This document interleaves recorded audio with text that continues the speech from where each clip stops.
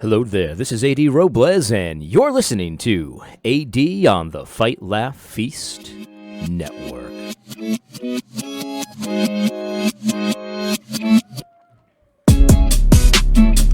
All right. Well, before we begin today, I had a little bit of a startle this morning.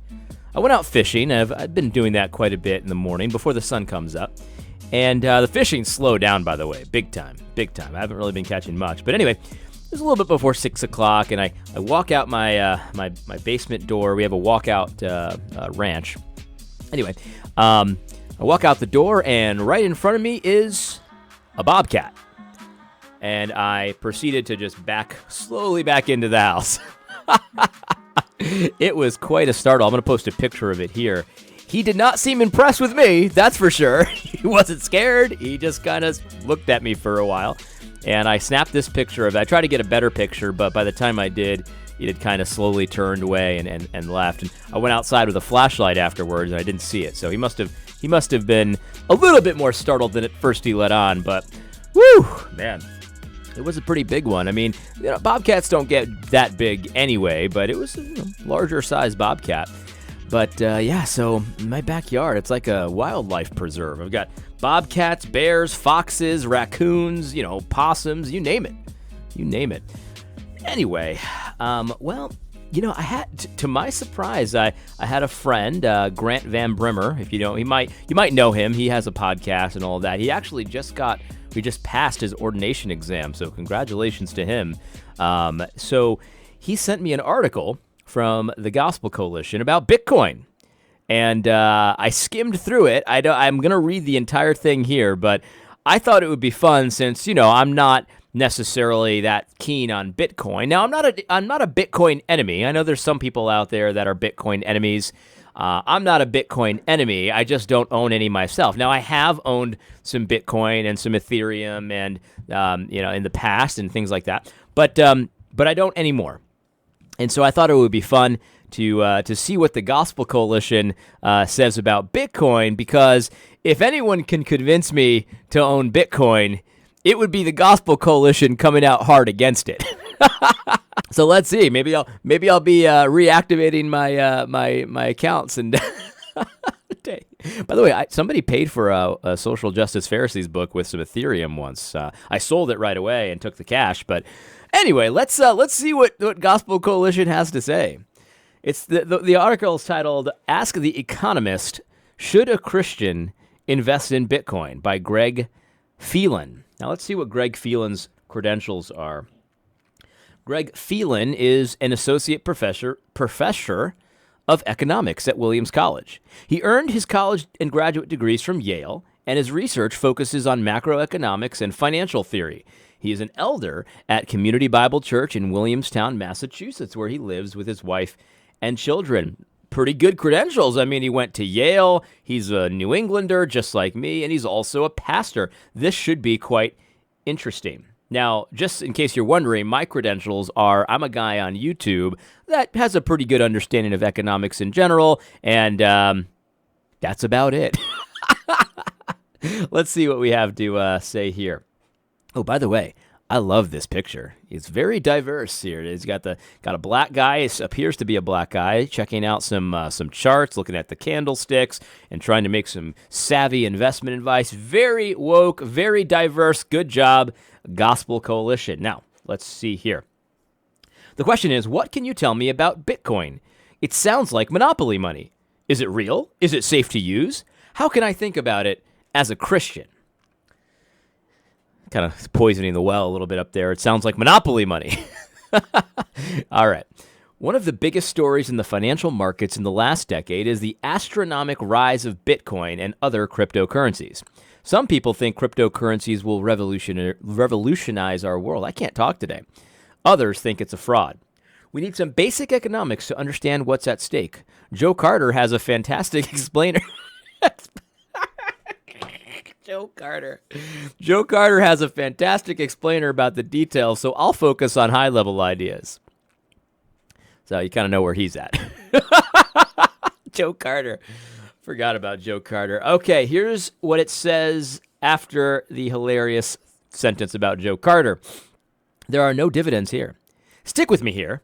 The return on any investment is found by adding the dividend yield, which is the value your investment produces, and the capital gain, the change in price from what you paid. So, if you buy a house, your dividend is either the rental income, if you rent it out, or the value you receive from having a place to stay. Now, let me step out of the article here for a second. I really appreciate that he called out the value you receive from having a place to stay as a dividend yield. I actually really appreciate that because that's very true. That is something that you receive from owning the house that you live in. You get something in return. So it's not like you're just owning something and you really don't get anything in return. You actually get a place to stay. You could enjoy the house. You could rent it out. I really appreciate that. This guy's got me. He's got me interested. Let's continue. If you invest in a company, your dividend is your part of the profit that company earns. If you put your money in a savings account, your dividend is the currently tiny amount of interest your bank pays you. Bitcoin and other cryptocurrencies produce no dividends. They will never provide a place to stay or earned income or even interest.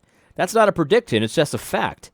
And unlike a stock, which may pay higher dividends in the future and thus justify a price increase, crypto will never pay dividends in the future. Future dividends cannot justify a price increase for crypto. So far, so good. I completely agree. That doesn't mean it's bad or good. It's just a fact. I agree. So why do people invest in crypto? Because they expect the price to rise. We have a word in finance for an investment like this, a bubble. An asset that never pays a dividend but has a price that keeps rising is a bubble. An investor can believe Bitcoin is a bubble and rationally invest so long as she expects to sell before the bubble pops. But that isn't investing. That's gambling, and it's a zero-sum game. Okay, I've got a few things that I need to say. I don't know if you noticed I had a little bit of like a pause there. And while that is a kind of bubble, it's really more specific. It's a speculation. You're buying it because you're speculating that the price is going to increase or something's going to happen or something like that. So it's not like there are other bubbles that do pay dividends, right? That do have intrinsic value, not intrinsic value, but some value, like the stock market right now. That the stock market is clearly in a speculative bubble. There's just no question about it. It's like you look at the price earnings ratios and things like that, and you can easily tell that the stock market is like tremendously overvalued. So that's why people talk about the stock market bubble or the housing bubble. The value of like the value of my house has gone up over 33% in the last year and a half. And I didn't improve it all that much. I mean, I've made some improvements on the house, but that's a bubble. I mean, the value of my house didn't actually go up that much. It's because people are freaking out, and there's all kinds of market forces that are increasing the value, so to say, of my house. And so that's a housing bubble. So you don't have to. It doesn't have to be a no dividend, no intrinsic value investment for it to be a bubble. That's a little bit weird for him to call it that. I have to wonder why he's doing that. It's a speculative bubble, that's for sure, but it's not the only kind of bubble that exists. Again, the stock markets, which allegedly pay dividends and allegedly have capital gains, there's no way it should be valued the way it is right now. It's just out in the stratosphere. Right? So that's interesting how he kind of called it something that it's not, in my opinion, it's not really the most accurate thing he could have called it. It's a speculation, I think. People buy Bitcoin because they're speculating a lot of the time. Not all of them, by the way, but a lot of people do buy Bitcoin and other cryptos to speculate. Now, there's nothing really wrong with speculating, but that's what it is. Now, the other thing here, isn't it like standard? And this is a small thing, but it's kind of not. When you're talking about an imaginary person, to use the male gender. So it's like an investor can believe Bitcoin is a bubble and rationally invest so long as he expects to sell out before the bubble pops. He says she. Why? That's so weird. It's just very unusual. It's not like he's talking about a specific person and he himself is a man, and you would think that you would write about, like what you would do. It's just very weird. Does anyone have any insight into that? Why did he choose she there? Sometimes people will say she when they're talking about a ship or like an animal, like a fish or something like that. I get that. But why did he use she here for an investor? That's very, very interesting. Now let's continue. Not an asset, maybe a currency. So, as an asset, Bitcoin should have no value at all. But as a currency, it might. After all, you don't get a dividend from holding money in your wallet, but you don't buy money because you intend to hold it forever. The point of holding money is to sell it in the future, to use it to buy something, like a hot dog or a living room furniture. The value of currency comes from people's willingness to accept it as a means of payment. But Bitcoin is much less robust means of payment than other currencies. While there is a black market demand for Bitcoin transactions because of anonymity, the current level of payments can't explain the price. The number of Bitcoin transactions slowed down starting in 2012 and has not increased since 2017. But the price has soared since then. As a currency, Bitcoin is not as good as dollars or any other currency. There is no debate about that. The only explanation for investing in Bitcoin is that people expect the price to rise. That's completely false. I actually disagree with that, but I think a lot of people do. But let's just finish the paragraph and we'll talk about that. An investor could believe that the transaction value will rise and one day Bitcoin will be a true currency, justifying the price increase today. I don't believe that belief is realistic. Okay, so okay, I don't think that belief is realistic. Okay, so he actually says the exact thing I was thinking of. So this is a weird paragraph because he says the only explanation for investing in Bitcoin is that people expect the price to rise. And then in the next paragraph or the next sentence, he says another explanation that somebody believes that the transaction value will rise eventually in the future. So it'll be a better currency in the future than it is today.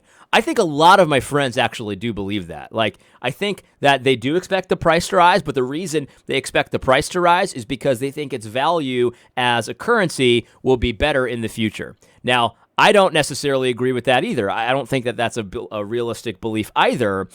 But see how weird this is a weird paragraph. Like, I don't get that. So he's giving you an explanation that's perfectly reasonable. I don't believe it. I don't think it's realistic. So I agree with his take on that, but why is he like coming out with this strong, there's no other explanation except they believe the price to rise? No, a lot of people believe that it's going to be necessary in the future for a lot of different reasons. Now let's continue to see if he goes into those reasons.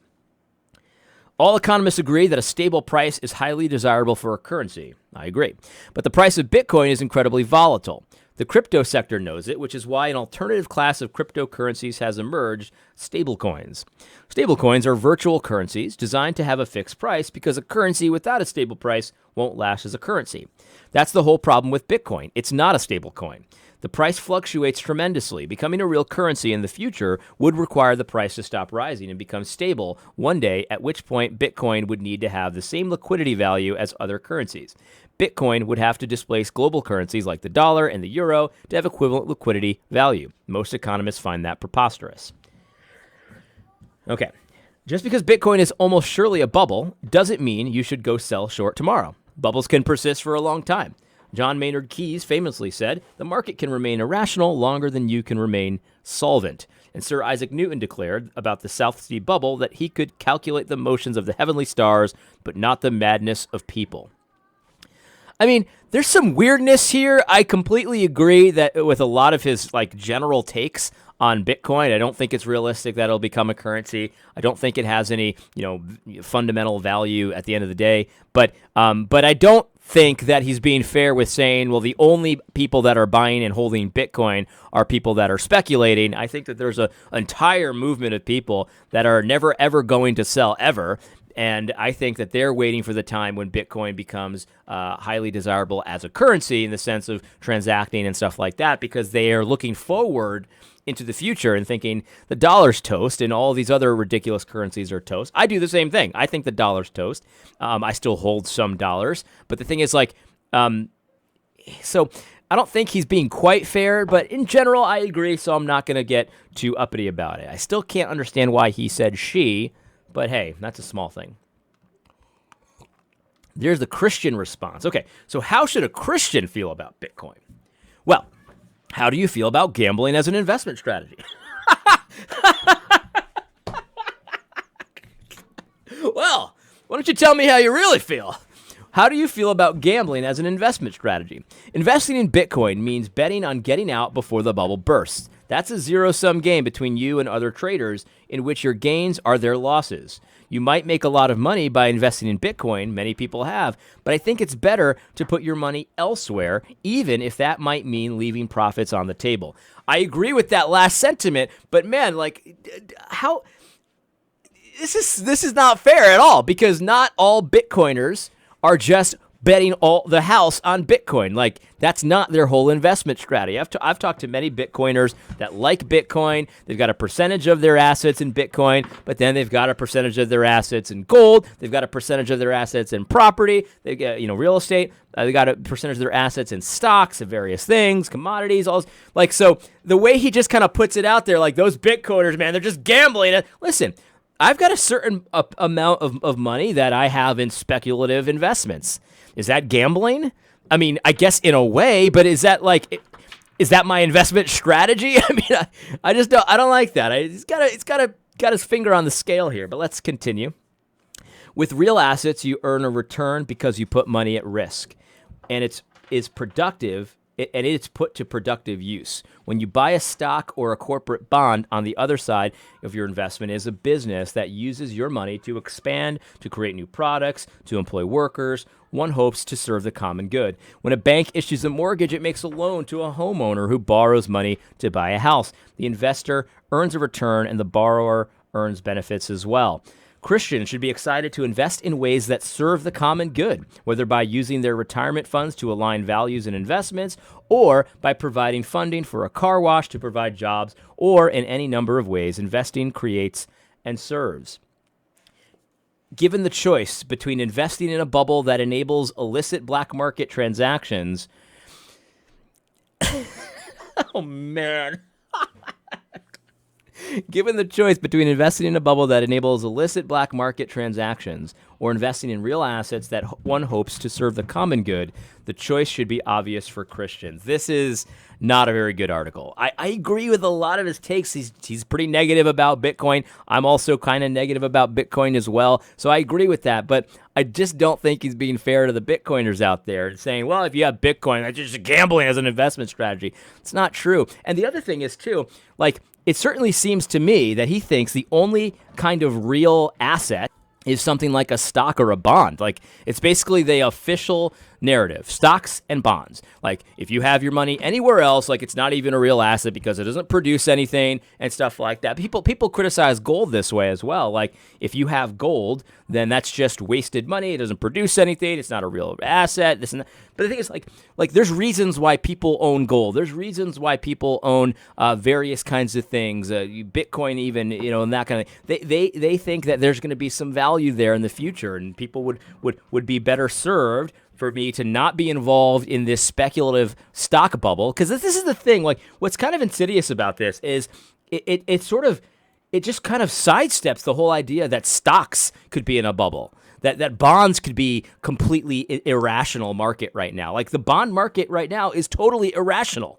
It doesn't make any sense to be involved. Like unless you really know what you're doing, right? So stocks are in a bubble, bonds are insane, but those are real assets. So as Christians, we need to put our money into those things because they're actually good. But what do you do in a situation where you see, okay, yeah, there's some good companies out there. There's some companies that I'm eyeballing right now that I'd like to buy. But the thing is, like, the stock price right now is not justified by the business, the underlying business. So I'm not going to buy it. And in the meantime, what do? So do I just have a bunch of cash lying around? I do have some cash. But the thing is, what do I do with my money in the meantime, right?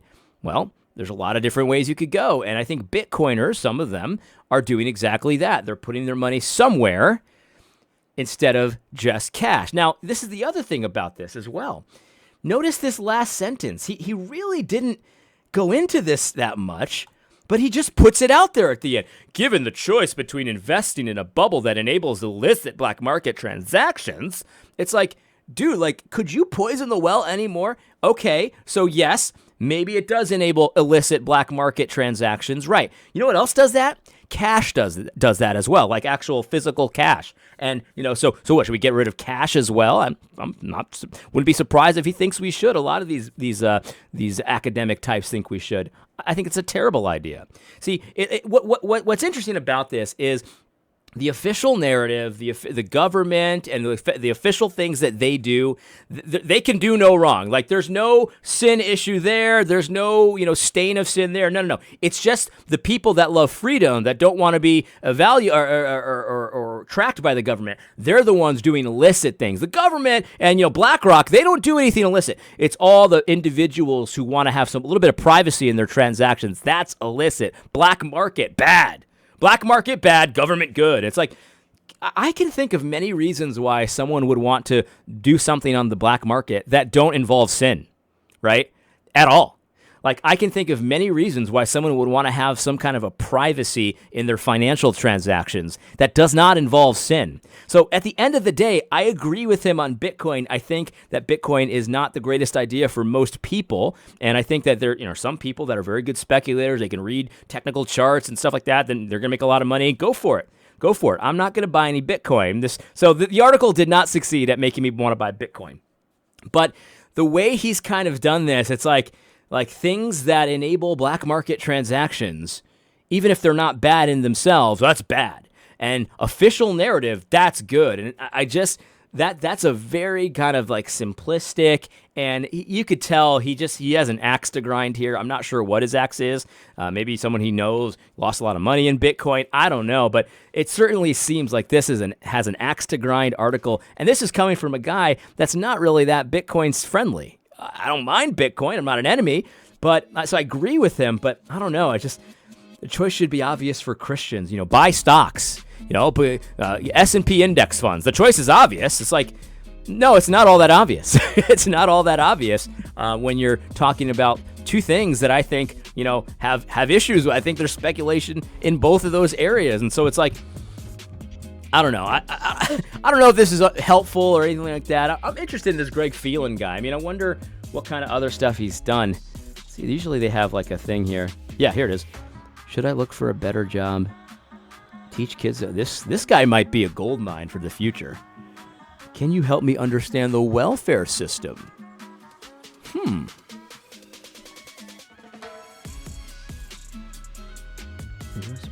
wise about this. God commands his care of the poor. The real question is not whether the church should replace the welfare system. I don't see the church. Man. Sidestepping the issue again. No, the church we need to abolish the welfare system. So, okay, Greg, I found a new favorite contributor to Gospel Coalition. If you're interested in hearing me talk about the welfare system, contra what Greg Phelan has to say, let me know in the comments below. I hope you found this podcast helpful. I'm not buying Bitcoin this time, but I don't know. It's much more likely that I'll buy Bitcoin today than it was yesterday. God bless. Don't forget to tune in next week on Thursday for AD on the Fight, Laugh, Feast Network. By the way, Gospel Coalition just played itself. One of the things a lot of people like about Bitcoin is that it's a very diverse investment. A lot of blacks, Latinos, non-whites are involved in it, and it's kind of like the great equalizer in their mind. And they put a black guy here on this anti-Bitcoin article. That's pretty racist.